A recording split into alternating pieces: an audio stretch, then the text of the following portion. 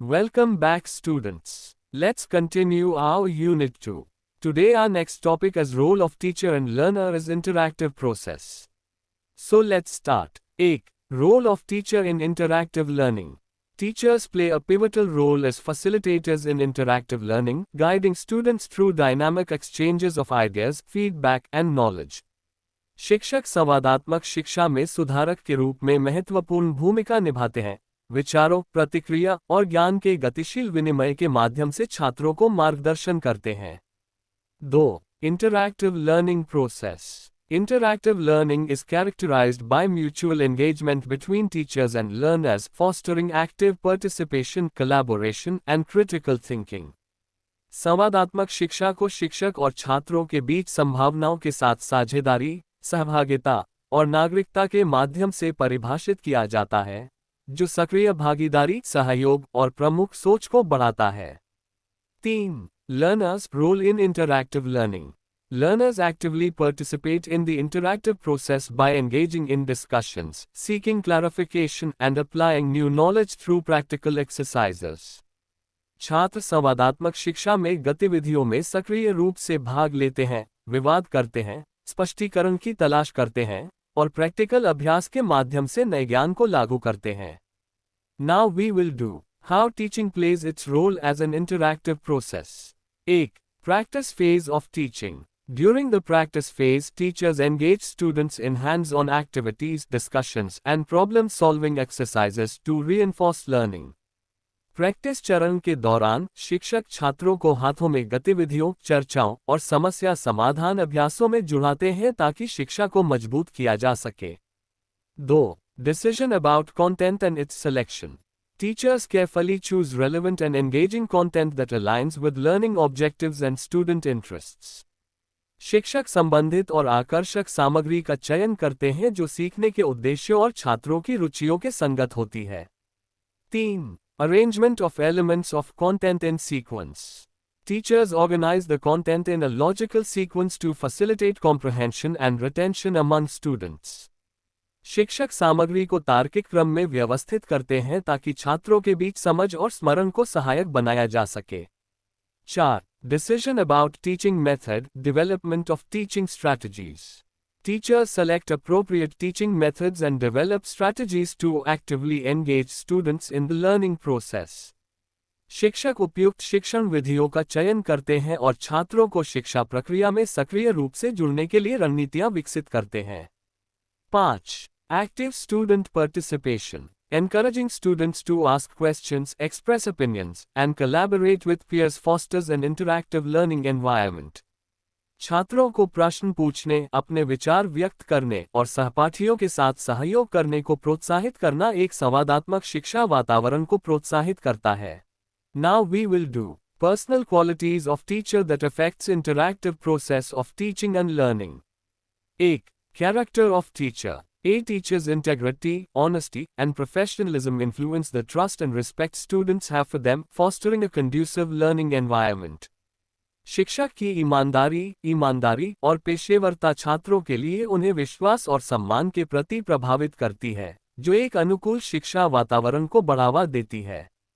2. Interacting with students. Establishing rapport, being approachable, and actively listening to students' concerns encourage open communication and engagement in the learning process. छात्रों के साथ रिश्ता स्थापित करना, पहुंचने योग्य होना और छात्रों की चिंताओं को सक्रिय रूप से सुनना खुली संवाद और शिक्षा प्रक्रिया में भागीदारी को प्रोत्साहित करता है। 3. Good at lesson plan design. Teachers who can create well-structured and engaging lesson plans cater to diverse learning styles and optimize student participation. अच्छे पाठ योजना डिजाइन करने वाले शिक्षक विभिन्न शैलियों के अनुरूप शिक्षा प्रणालियों का पूरा करते हैं और छात्रों की भागीदारी को अधिकतम करते हैं। 4. Use of appropriate assessment practice. Employing fair and varied assessment methods allows teachers to gauge student understanding effectively and provide constructive feedback. उचित मूल्यांकन प्रयोग करना शिक्षकों को छात्रों की समझ का सही रूप से मूल्यांकन करने और सकारात्मक प्रतिक्रिया प्रदान करने में सक्षम बनाता है। 5. Ability to identify student needs. Being attentive to individual student needs enables teachers to tailor their teaching approach, providing personalized support and encouragement. विद्यार्थी की आवश्यकताओं को पहचानने की क्षमता शिक्षकों को अपने शिक्षण दृष्टिकोण को अनुकूलित करने में सक्षम बनाती है, व्यक्तिगत समर्थन और प्रोत्साहन प्रदान करते हुए। 6. Good at communication. Clear and effective communication skills enable teachers to convey information, instructions, and feedback in a way that students can easily understand. स्पष्ट और प्रभावी संचार कौशल शिक्षकों को जानकारी, निर्देश और प्रतिक्रिया को एक ऐसे तरीके से संचित करने में सक्षम बनाते हैं जिससे छात्रों को आसानी से समझ सकें। 7. Punctuality. Being punctual demonstrates respect for students' time and sets a positive example for responsibility and commitment. समय पर पहुंचना छात्रों के समय के प्रति सम्मान दिखाता है और जिम्मेदारी और समर्पण के लिए एक सकारात्मक उदाहरण स्थापित करता है। 8. Human values. Incorporating empathy, compassion, and fairness into teaching fosters a supportive and inclusive classroom environment. शिक्षण में सहानुभूति, दया और न्याय को शामिल करना समर्थनशील और समावेशी कक्षा वातावरण को प्रोत्साहित करता है। 9. Attitudes. Positive attitudes such as enthusiasm, patience, and resilience inspire students and create a conducive atmosphere for learning. उत्साह, धैर्य और सहनशीलता जैसे सकारात्मक दृष्टिकोण छात्रों को प्रेरित करते हैं और शिक्षा के लिए एक अनुकूल वातावरण बनाते हैं। After that, now our today's last topic is role of learner in interactive process. 1. Intellectual ability. The learner's cognitive skills, critical thinking ability, and problem-solving aptitude influence their active participation and comprehension during the interactive learning process. शिक्षार्थी की ज्ञानात्मक क्षमता, विवेचनात्मक सोच क्षमता और समस्या समाधान क्षमता सक्रिय भागीदारी और समझ में उनका प्रभाव डालती है। 2. Physical factors. Learners' physical health, including factors like fatigue, hunger, or discomfort, can impact their ability to focus and engage in the learning process effectively. शिक्षार्थी की शारीरिक स्वास्थ्य, थकान, भूख या असहायता जैसे कारक उनकी ध्यान केंद्रित करने और शिक्षा प्रक्रिया में सक्रिय भागीदारी में प्रभाव डाल सकते हैं। 3. Attitude. Learners' attitudes towards learning, such as curiosity, openness, and perseverance, play a crucial role in their receptiveness to new information and willingness to engage in interactive activities. शिक्षार्थियों का शिक्षा के प्रति दृष्टिकोण, जैसे जिज्ञासा, खुलापन और सहनशीलता, नई जानकारी को स्वीकार करने और संवादात्मक गतिविधियों में भागीदारी के लिए उनकी स्वीकृति में महत्वपूर्ण भूमिका निभाता है। 4. Emotional and social factors. Learners' emotional well-being and social interactions impact their motivation, confidence, and ability to collaborate effectively with peers during the learning process.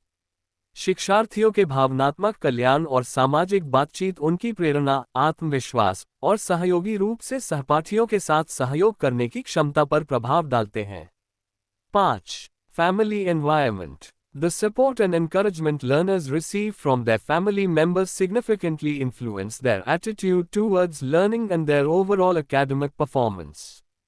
शिक्षार्थियों की पारिवारिक संदर्भ से मिलने वाली सहायता और प्रोत्साहन उनके शिक्षा के प्रति उनकी दृष्टि और उनके कुल शैक्षिकी प्रदर्शन पर प्रभाव डालते हैं।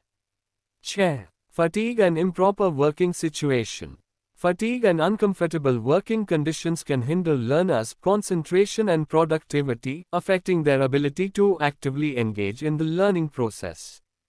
थकान और असुविधाजनक कार्य स्थितियां शिक्षार्थियों की ध्यान केंद्रित करने और उत्पादकता को बाधित कर सकती हैं, जो उनकी शिक्षा प्रक्रिया में सक्रिय रूप से भागीदारी में प्रभाव डाल सकती है। 7. Motivation and interest. Learners' motivation levels and interest in the subject matter greatly influence their willingness to learn and actively participate in interactive learning activities.